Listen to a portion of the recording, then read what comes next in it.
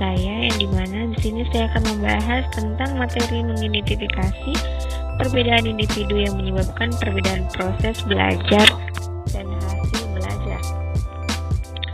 Dari mata kuliah Psikologi Pendidikan dan Bimbingan Konseling. Ini sebelumnya perkenalkan nama saya Nurul Darmini 0210580221058 semester 2 Pendidikan Bahasa Indonesia Fakultas Keguruan dan Ilmu Pendidikan Universitas Muhammadiyah Denpasar. Nah, dalam pembahasan ini kita akan membahas tentang berbagai perbedaan yang dimana terdapat perbedaan individu. Yang perbedaan individu di antara anak didik merupakan hal yang tidak mungkin dihindari karena yang tidak ada kesamaan yang dimiliki oleh manusia kecuali perbedaan itu sendiri. Kemudian ada pun perbedaan biologis. Nah, perbedaan anak didik dalam aspek biologis ini tidak bisa dianggap tidak penting karena kesehatan anak didik adalah aspek lain yang patut mendapat perhatian dalam hal ini, karena aspek biologis yang terkait langsung dengan penerimaan pelajar di kelas adalah kesehatan mata dan telinga. Anak didik yang memiliki masalah tertentu dalam penglihatan dan pendengarannya akan mengalami masalah tersendiri dalam menerima pelajaran.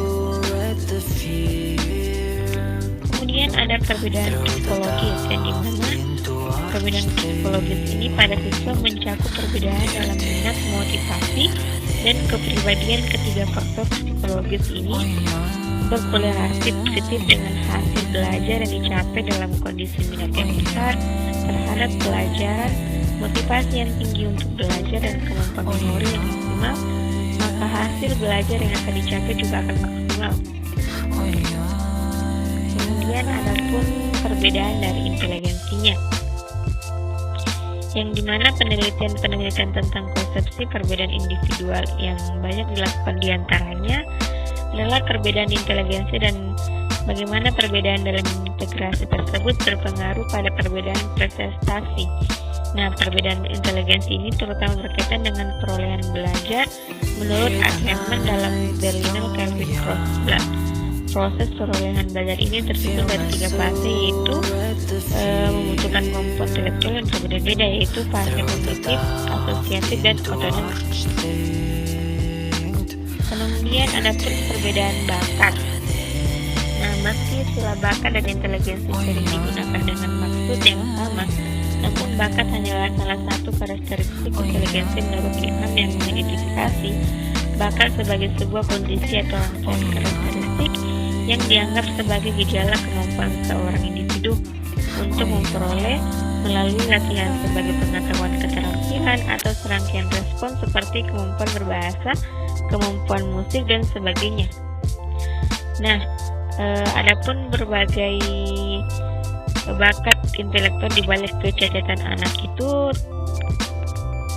pada poin pertama ada siswa berbakat dengan penurunan visual seperti belajar cepat, memori superior dalam kemampuan berkomunikasinya pun verbal dan penguasaan kosakata. Kemudian ada pun siswa yang berbakat dengan penyandang cacat fisik seperti pengembangan keterampilan kompensasi yang mengesankan menyimpan pengetahuan keterampilan akademik tingkat tinggi luar biasa dalam keterampilan pemecahan masalah.